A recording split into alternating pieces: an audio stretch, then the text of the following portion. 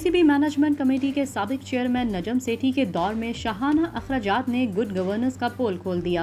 नजम सेठी ने बोर्ड के खजाने को माले मुफ्त दिले बेरहम के तहत जी भर के अपने प्यारों पर लुटाया, जिसके बाद मामूलात की छानबीन के लिए केस नैब के सुपुर्द करने का जायजा लिया जाएगा। इब्तदाई इत्तलात के मुताबिक PSL 8 का एंथम 4.5 करोड़ रुपए से जायद का बना। हुकूमत की जानिब से साबिका मैनेजमेंट कमेटी के दौर का ऑडिट आइंदा माह के अवाइल में शुरू होगा। PSL 8 का इनकाद रवां बरस फरवरी मार्च में हुआ था। इवेंट के लिए पीसीबी ने सब सितारे हमारे के उन्वान से एंथम तैयार करवाया। जराये के मुताबिक इस पर 4.5 करोड़ रुपए से जायद रकम खर्च हुई। तकरीबन 2.5 करोड़ रुपए तो फनकारों की फीस ही थी। पाकिस्तान में एक आम फिल्म भी 5 करोड़ रुपए में बन जाती है। इस लिहाज से सिर्फ एंथम पर इतनी खतीर रकम खर्च होने पर ऑडिट में एतराजात सामने आ सकते हैं। इवेंट की इफ्तिताही तकरीब पर तकरीबन 25 करोड़ रुपए लगे। बजट में इससे कम रकम रखी गई थी। रमीज राजा के दौर में PSL 7 का आगाज करते हुए 4 से 5 करोड़ रुपए लगाए गए थे। अलबत्ता नई मैनेजमेंट का ख्याल था कि मुकाबलों की हाइप बनाने के लिए बड़े पैमाने पर तकरीब सजाना जरूरी है।